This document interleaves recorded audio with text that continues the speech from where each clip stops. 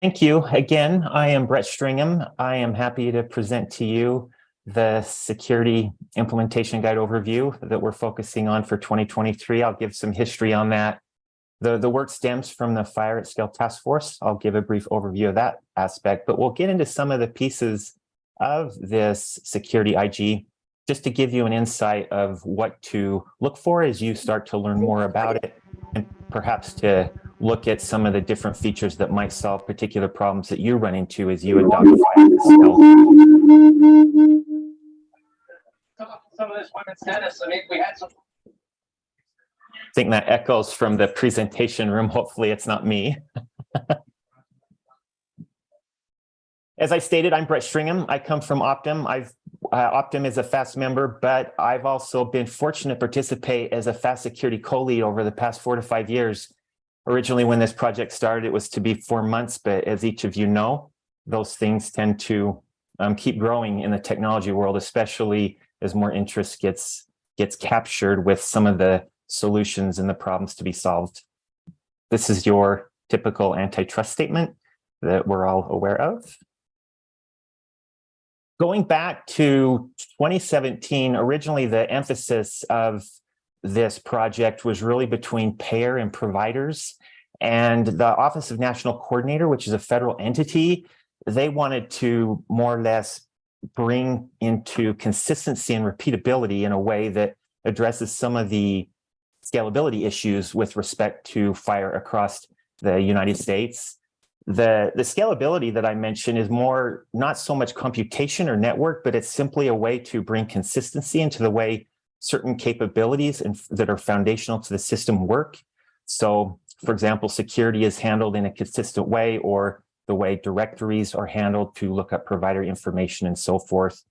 Fast forward to today, that is now an HL7 Fast Accelerator. So I'll give you some references towards the end to give you an idea of how each of you can participate.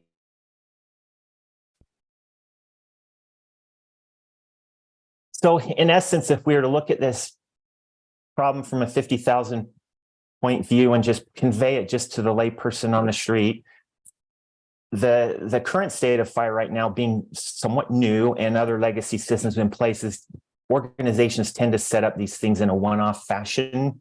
So what's happening is we have these point-to-point interfaces that more or less slow down the adoption trajectory, but then because they're not repeatable or consistent, they tend to be slow and expensive and fragmented in terms of their implementation. The FHIR at Scale Task Force, our objective really is to take these common infrastructure elements and capabilities and make them a cornerstone to the FHIR API ecosystem so that they're consistent, common. And the implementation guides are really key to that, as each of you are aware with HL7. So the consensus on these implementation guides really provide a baseline path, whether it's directory, security, or patient matching, for example, to be able to implement those and get the wheels turning within your respective digital environments. These are the organizations that are FAST founding members. So, of course, HL7 is here. I think that none of this would be possible without these organizations, but of course, each of you that are active participants in the standards development processes within the HL7 organization. The security that I'll touch upon really is an umbrella over the different capabilities within the key foundational cornerstone elements of FAST, which would get into simple exchange, whether or not an intermediary is used, and some things that I already touched upon, such as the identity of the patients, and then also the national directory.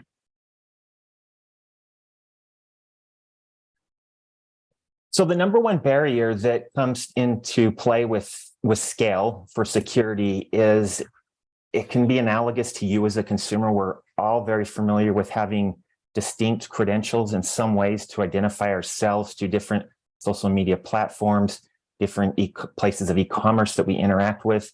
And while some of that's been solved somewhat over time, if I were just to reflect and look at the different entities I associate with, the burden of the credentials is still a big problem. So if we overlay that with the backend systems that are going to request and respond using FHIR, the same type of issue exists where I might have a given system that I want to request data from a given FHIR endpoint, but there needs to be a way to make it more scalable with respect to how I identify myself, but then also the pieces that are relevant to whether that data can be exchanged or the context of that exchange, such as the authorization. The key fundamental element in this solution is the unified data access profiles. I'll get into that a little bit more, but that's the key part. And I bold it here in the slide, and I'll just zoom into it there just to call it out. That's the foundational piece that makes this all work. And as I'll allude to, this extends existing OAuth 2 delegated authorization that are existing standards that are already ubiquitous across our digital environment in the way we interact with backend systems and so forth. The implementation guide that you'll see here, it was published currently at Standard for Trial Use 1. We're working on STU 2. So if you want to look at some of the details there, that's where you'll find it. But this STU 1 was published September of 2022.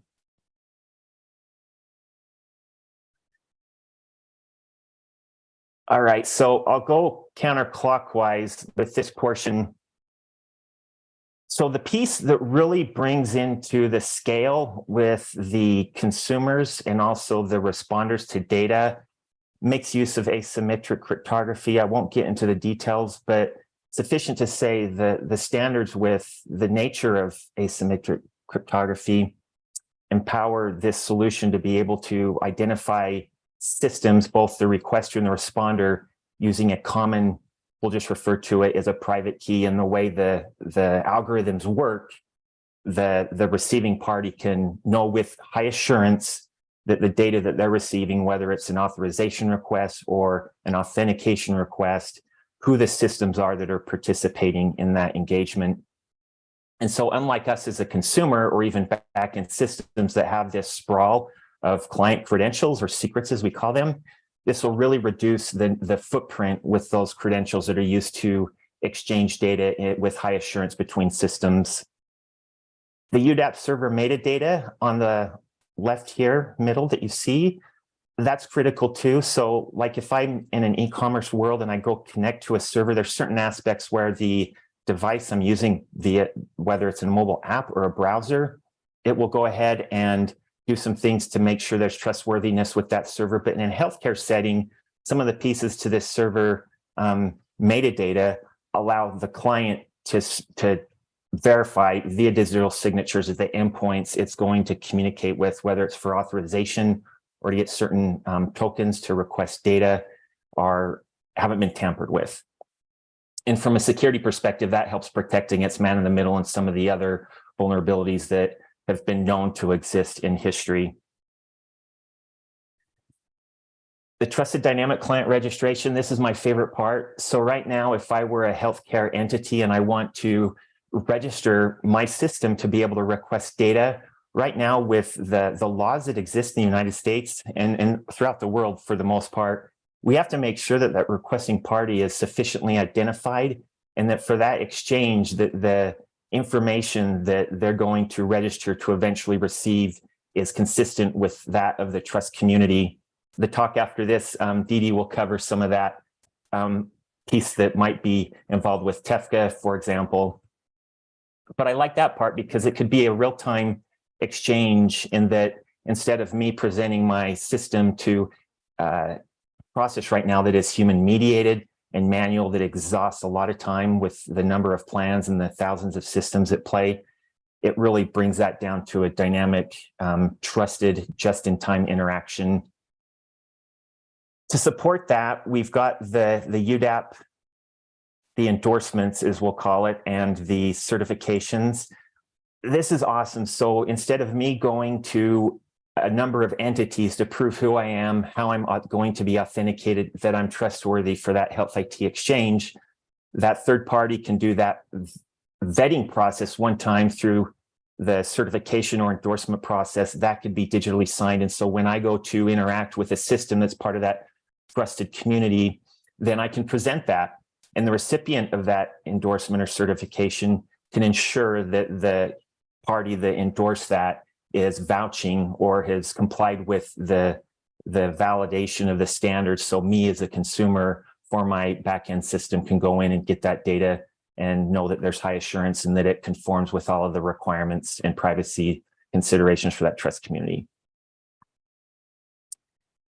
The bottom right here on the tiered OAuth, that I will touch upon lightly. That's a way for just-in-time use of certain approved identity providers. So for me as a consumer right now, if I interact with an endpoint that's going to serve data, there's certain entities that might require me to register with their particular system as a consumer or a patient. And what we want to do is to be able to empower the patients to be able to go in and assert who they are, but have it done in such a way that that interaction can take place directly between their preferred identity provider and the responder. Sufficient to say this takes care of this credential sprawl on the B2C or the business to consumer side and help scale in that regard. So we have scale covered both from backend systems that tend to be autonomous, and then and also those that might be triggered from a human, whether it's a patient or perhaps a provider sitting in a clinical setting. Right now, some of the connectathons that have been at work for the past number of years that make use of the Unified Data Access Profiles, and more recently, the Security Implementation Guide, we touch upon B2B and B2C. So some of the examples, starting with the bottom here, might be just a simple coverage determination, or a typical, for the United States, a treatment, payment, or operations, or it could be just a patient request where a patient is not present. So in this case, it could be a system going to check to see if their coverage is sufficient for the given procedure to be performed at that point in time or some planned future point in time. And then we also get into the business to consumer side where it might be patient mediated. And in that case, where in the United States, me as a consumer, I can choose where my data gets sent to using an app of my choosing.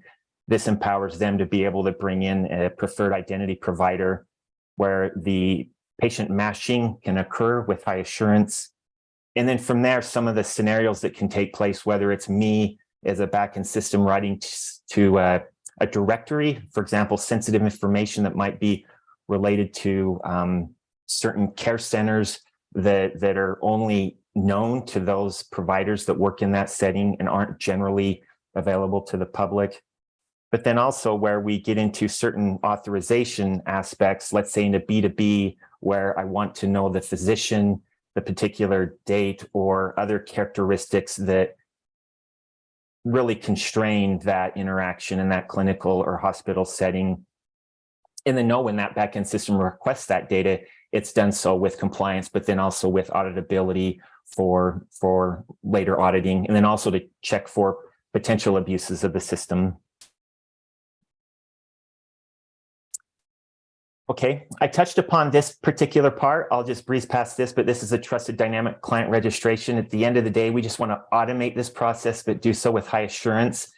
The other thing is the reusable credentials allow these systems to be identified in a minimum number of ways so that they're dealing with the potential handful of identities or credentials and not numerous, which is the case today. The certifications and endorsements, I already covered that. So this is critical. So the third parties are going to come into this ecosystem to bring FHIR at scale on a nationwide aspect. And basically the security and the privacy assessments according to the trust community will take place so that there's one vetting process that is done rather than having these clients to do it many, many times over before they can receive data. As I mentioned, the public key infrastructure is critical. That brings the asymmetric cryptography that's already used out in e-commerce and other scenarios, such as digital signing of documents, that's used and is critical to this implementation guide. So I mentioned that here. That's a fundamental piece that's already used. So we're not looking to recreate anything that doesn't already exist. We're simply going to leverage the existing standards in a consistent way. Okay, the tiered OAuth. So in this case, let's pretend that I'm a patient. I can log into a system or in a clinical setting, a provider doctor logging into a system, and I can bring in a identity provider. In this case, I'm just using Okta as an example, and then they can authenticate me. And what's awesome is that identity provider doesn't necessarily need to be the identity provider of the originating system, and that gets complex, but sufficient to say it allows me as a consumer to be able to interact with the entity that's going to respond with that FHIR data in a way where I'm only going to use certain credentials that are from a trusted identity provider, and not have to then use a one-off type credential specific to that interaction, which can be a burden to patients and providers when they're going to log in and use a myriad of systems, especially with many FHIR endpoints that might come into play with some of these interactions. So the benefits of this tiered OAuth really boils down to real-time discovery and trust validation. It empowers patients to use one set of credentials representing their identities, but then also health record systems have a high level of confidence which patient has been authenticated. So in that regard, in the unforeseen event, let's say there is a breach, at least you know you're covered from an assurance perspective because you've done everything you can, similar to driving an automobile in a safe context where you're wearing your seatbelt. The world isn't perfect, things happen, but nonetheless, at least the assurance according to the requirements of the community have been satisfied. So in a nutshell, this unified data access profile ecosystem brings the scalability and the security that's articulated through the implementation guide. It's been used at Connect-a-thons. There's open source implementations. And then also Didi will touch upon some of the TEFCA pieces.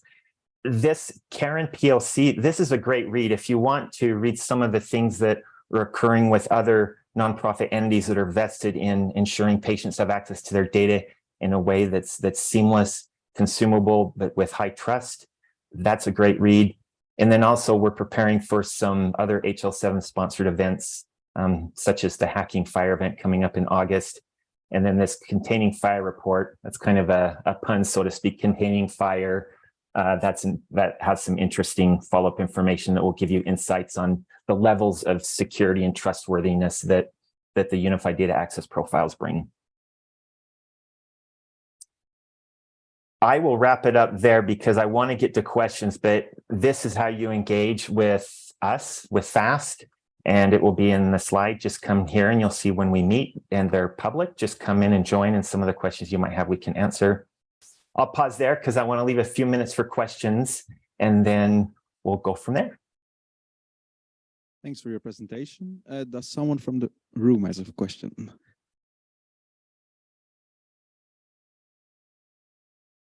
Thanks. I'm Hendrik from Germany, and I have a question regarding slide number 12, the third point. Could you state some details on the extensions on the OAuth 2 workflows? Oh, exactly. That's a good call out. So the extensions in the OAuth 2 workflow. So one of the things that was mentioned in the slides that I did not cover due to time was the use of JSON web tokens. And basically, there's a common structure with JSON web tokens, for example, when that token was issued and other characteristics that prevent the reuse of a token. So what we have to do in the case of FHIR is there's additional claims that can be part of that JSON web token. And so, for example, the B2B authorization extension object, there's going to be certain things that the FHIR security implementation guide call out. So it brings consistency into that exchange. So for example, Didi will mention it, like in TEFCA and some of the other implementation guides that exist. If you're going to do a B2B exchange for that trust community, here are the required elements that are going to be part of that authorization extension object, even though the surrounding mechanisms, the JSON, that's going to be the same. And so that's how that mechanism works with existing JSON web tokens and OAuth 2, where you have common structures that are part of those flows. And then we simply supplement or append common elements, claims, pieces of data that bring in the assurance and security that we need for the FHIR to scale. I was thinking about more than to zero trust environments, because at scale, you in my eyes, you cannot just use a few bigger JSON Web Tokens. You need more to ensure the what do you call it in English? You have to make sure that the patient or a physician or whatever on a non-rooted device, and you have to assure so many things, because you have always the monkey that tries to get the precious medical data out of a server. Yes, that's an excellent point. And so the zero trust elements would be assumed according to the trust community, their implementation. But yes, these characteristics that the implementation guide brings help support a zero trust environment. So when I'm interacting with a system, I got patient information if needed, the provider, it's been digitally signed. So it's just not information that is just passed through that can be tampered with. If it's tampered with, the recipient will know it's been tampered with. But yes, the implementation guide, while we don't call out zero trust explicitly, the characteristics and the foundational elements do support that environment. I think we have room for one more question. So, thanks, Brett. That was a great talk. Generally, like the implementation guide and the environments in which we intend for it to be deployed are expect as a requirement that there's kind of a PKI that's behind the scenes that's issuing, X509 certs to every system that's that's registering clients, right? In that case, can you talk about the value that, UDAP's some complicated tech. Can you talk about the value that additional complication provides, given that, we already have trusted credentials assigned and in use from each of the systems participating in the network? Yeah, and when you say trusted credentials, can you expand on that a little bit? Like in a PKI context or something similar? Yeah, I just mean like a TLS certificate key pair. Oh yeah. So superficially, yes. So similar to e-commerce, where you might have certain entities that issue certificates with different levels of granularity of assurance, whether it's domain validation, organizational level validation. The same would hold true with FHIR. So the implementation guide does not constrain who those would be, other than there's going to be a trust community or that network, so to speak, that might vet according to their requirements, those that would qualify or be sufficient in terms of vetting those consumers to issue those credentials that it can then be used across that entire network. But yes, the PKI infrastructure is critical. It's important. And I think entities that, yeah, it's foundational. And so, yeah, if that cornerstone isn't there, the automation or the commonality isn't in place, yes, it would tip over because it would be onerous. But we feel that's a better step forward than, let's say, me as a consumer, like in the United States, if I'm going to connect to, let's say, 100 different plans, they have to go in and have 100 different credentials to deal with, or at least minimize them to a handful versus many or dozens. Okay, thanks. I think we have to wrap up. If you have any additional questions, please ask them via the Hoover app. And thanks everyone for joining.